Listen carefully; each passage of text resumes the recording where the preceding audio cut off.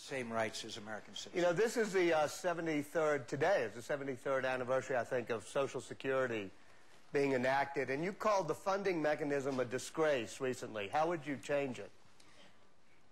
Well, as you know, it's a pay-as-you-go system, and young Americans, according to the, as you know, we have the trustees of the Social Security system, and they are people who are appointed to give us an evaluation every year of the condition of Social Security, and there's one for Medicare as well. And the trustees have stated repeatedly, and David Walker, who now works for the Concord Coalition, who was once head of the Government Accountability Office, I think is the best talking about this. There's going to come a time, and there's argument about when that year is, but it's not that far away, when there's more money going out than coming in and when there's no money left. And so the situation today is workers who are contributing to the system the way it was designed will not receive the same benefits as present-day retirees. That's not fair. That's not fair. That's not America. Why should we ask young Americans to do that? So, the approval rating of Congress is at 9%. We are gridlocked.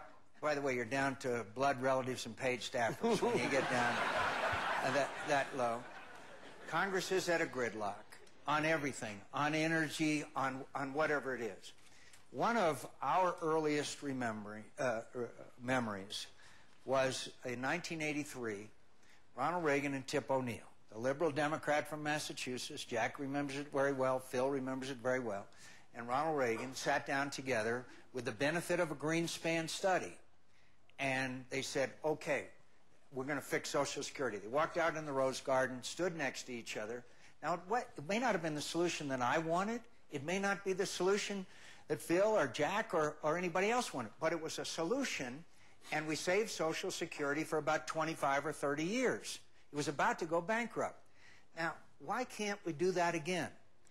Why can't we sit down together, get the smartest people in America? It isn't that complicated.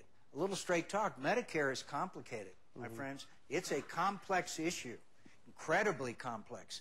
Social Security, there have been study after study after study, and we have to do this. But shouldn't it be like the energy policy where everything is on the table and we do a little of everything?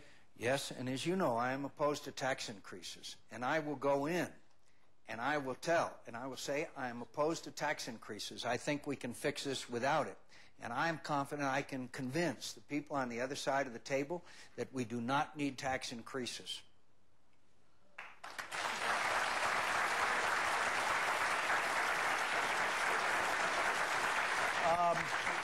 Before we go to the audience... How'd you like that one, Walter? Does that mean tax increases, though, are on the table? I'll do the follow-up. You opened it up. You got to put it on the table in order to argue against it. I have to be against tax increases, as you know, just as people go in with positions. Anyway. I got one.